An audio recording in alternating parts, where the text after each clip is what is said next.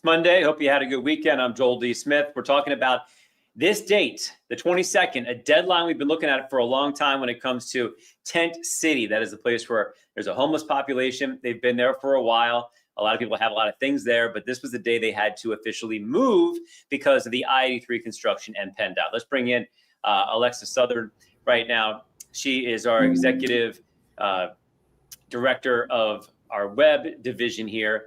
And she's been very in on this topic for a long time, going out there, getting to know some of the people of Tent City and some of the challenges of getting them to move. Now, many of them have left and gone to some new locations, but some remained getting to the deadline today. So, Alexa, thanks for being here. I know it's been a long morning for you. You were out there early. As of today, how many people were still there? Maybe let's say as of yesterday when the deadline was looming, how many were still living in that area? Yeah, I would say yesterday, maybe around 20 or a little less than 20. At one point, it was like 70 or 80 there, right? I'm told that in its prime, that Tent City had over 120 people, close to 150 is the most I've heard. But I think in more recent months, it was closer to 75 people. Yeah. So what are we looking at here? It's a lot. Look, it's a lot of trash right there. What's this? Yeah.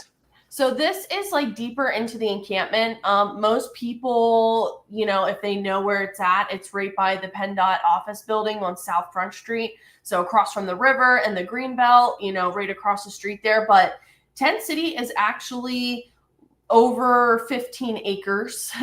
So it is massive, and there's lots of little kind of like trails that go through it. And so today I walked through a lot of that. So this shot in particular is kind of right off of the street, but that first shot when you were asking about it, that's deeper into the camp. Okay. So this looks abandoned. These are people that have already left, probably? Yes. Okay. I would say there were probably less than 10 people I saw today. Well, today's a deadline. And so these people, the deadline comes, and what makes something a deadline is when you're told you're going to be made to leave. So did that actually happen this morning? Yes. So I went down there around 4 a.m. this morning because some of the residents who live there had told me that that police were going to come at 4 a.m. So I was down there around maybe 8 o'clock hour. There were some crisis intervention folks and the Homeless Coalition and some other county officials and stuff that showed up. And then Capitol Police, who you see here in this shot, showed up as well. So they were the ones enforcing this deadline. All right. So they find somebody who's still there. Did they arrest them? What did they actually do? So nobody was arrested today that we know of. I did reach out to confirm this. Nobody was arrested due to the vacating of the encampment today. Okay. Were they moved though? Like, are they still there? What's happening then? When I left, and that was probably around 2 o'clock, people were still gathering their belongings. But from what I've seen, everybody basically had moved their stuff out. So they were, and keep in mind, some of these people, yes, some of them live in like your standard tent that you would use when you go camping, but others have big structures. So they were, gathering their stuff, and some of them, it was taking hours. Like this is John's tent here. So he had cleared out his stuff last night. Obviously he knew the deadline was coming. So he cleared out his stuff, but other people were, loading their things. There was one woman who was able to get help to get over to the Miracle Community, which is the lot that. And they've been offering that location for a long time, encouraging these folks to get over there. Right. Yes. Yeah. Let's review a little bit. Beyond this, some of the problems they've had there. There's been some fires. There's been obviously decent amount of trash there. The reason they have to move now is because it's time to get the next segment of I-83 worked on, and they need this area, right? Right. So PennDOT did confirm to me that the I-83 expansion project, the construction or the beginning phases of starting the construction will be starting tomorrow. So That's why it has to happen. Right. Okay, so did anybody resist as far as we know? Not in the way that it would get them in legal trouble today. John here, who I've become pretty close with, he or gotten to know, I should say, he was, I will say overall it was an emotional day. A lot of, there was a lot of people who were not happy and not wanting to move their stuff out. But there was nobody saying, I'm staying here, I'm not leaving. It didn't have to get physical with anybody like that. Yeah, no. Good. It was more just, emotions were running high. Yeah. I mean, put it in perspective. How long had he had his space there? So John has been here the past 2 years, down at Tent City. And then his home that I showed you there that I've been in quite a few times for tours and stuff, he has spent the past 7 months building. So it's a structure, it has a couple different rooms. It has a back porch. It's his home. That's why we get stuck with these terms, homeless. For him, that's a home. Yes. But we need a term for the folks that are in that area that we're trying to get resources to or give them some help or whatever. You need to call them something. Yeah. Some people prefer the term unhoused, but is it a house? Is it? But to him, he has a house. This is John literally telling you right now. Yeah. I've heard him say it multiple times. Homelessness, and this is his words.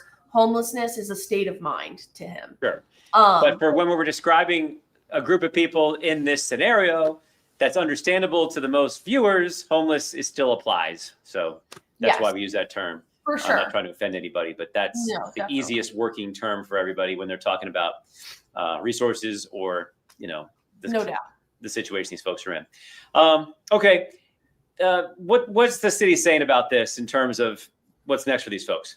So I'm going to pull up an email that we had just gotten from the city. The spokesperson said that, the deadline was today. Obviously, Capitol Police took the lead.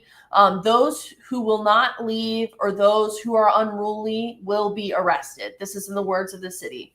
Capitol Police said that they did not need assistance from other agencies today.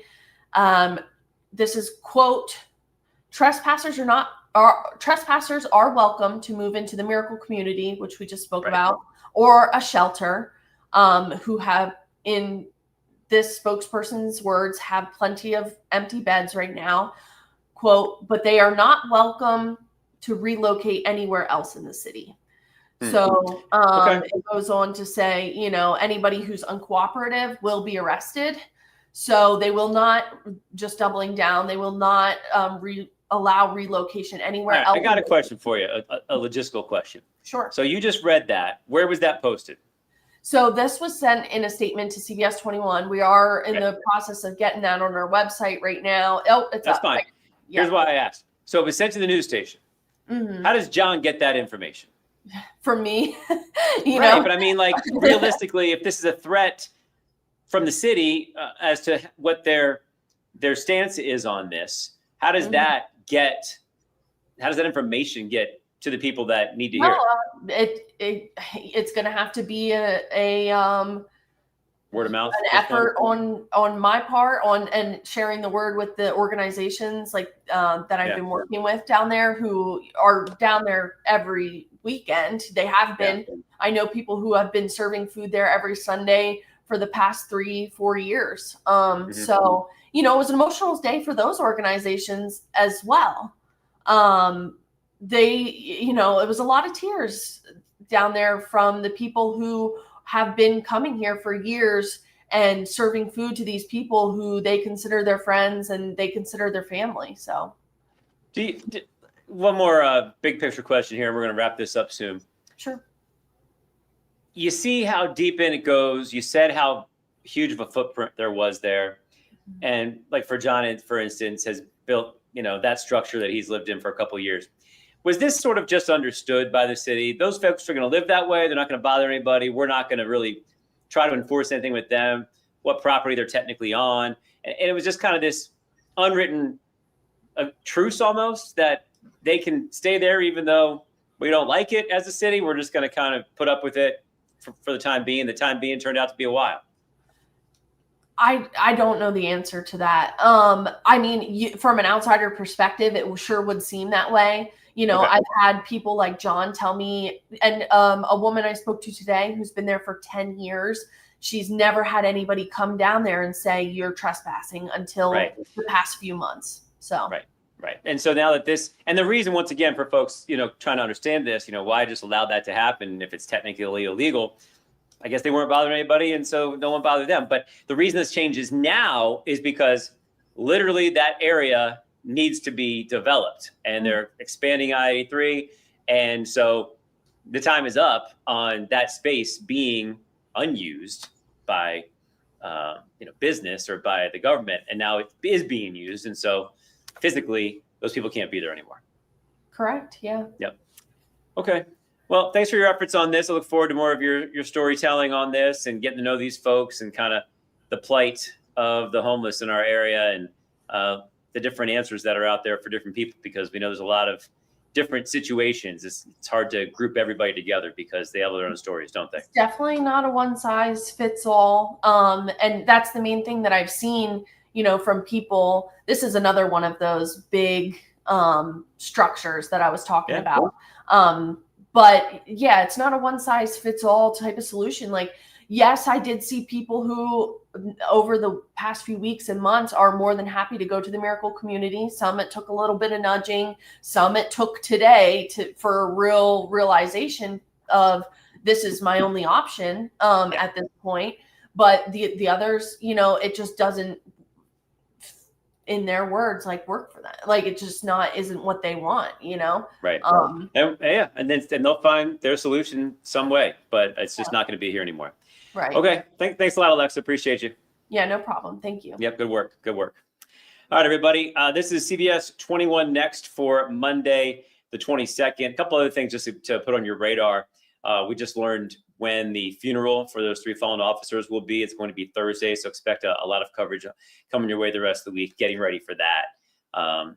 So that's one of the big things that we'll be looking at for the rest of the week, as we are looking to honor those officers the best way we can and share their stories, getting to know more about their lives and their heroism, not just the final moment of their life. So we look forward to getting to know them and their families a little bit better over the next week or so as we honor their sacrifice.